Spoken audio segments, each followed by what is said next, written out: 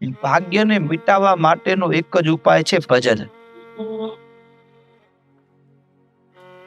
ભાગ્ય ફૂટે એને દુનિયાનું બીજું કોઈ થીગડું લાગે નહીં, એક ભજન રૂપી થીગડું લાગે.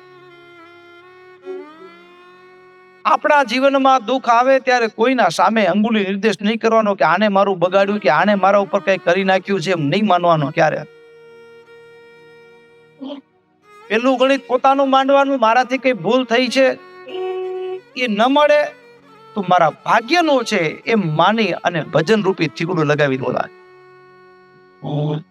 શું લગાવી દેવાનું? ભજન રૂપી થીગડું લગાવાય. દુનિયાના બીજા એક થીગડા કામ નહીં લાગે. અરે દુનિયામાં પ્રારબ્ધનું દુઃખ હોય ને, પ્રારબ્ધનું દુઃખ લાખો ઉપાય કરો, ભગવાન સિવાય ને મોટા સાધુ સિવાય કોઈ નહીં મિટાવી શકે. 17 જગ્યાએ દોરા કરાવો, ગમે એટલી પૂજા કરાવો ને, એટલે દુઃખ આવે ત્યારે ગમે એટલી જગ્યાએ દોડશું ને, પ્રારબ્ધનું હશે તો બ્રહ્માંડમાં કોઈ નહીં મિટાવી શકે. એને મિટાવવાની તાકાત, કારણ કે મારા ને તમારા જીવનના કર્મ ફળ પ્રદાતા એ ભગવાન છે. કોણ છે? ભગવાન છે. કર્મનું ફળ કોઈ વ્યક્તિ નથી બદલી શકતો.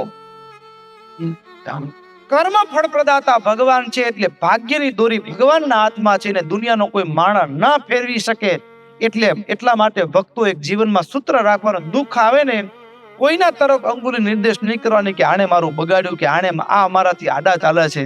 ભક્તો ભાગ્યના દુઃખને એક જ થીગડું લાગે અને એ છે ભજન.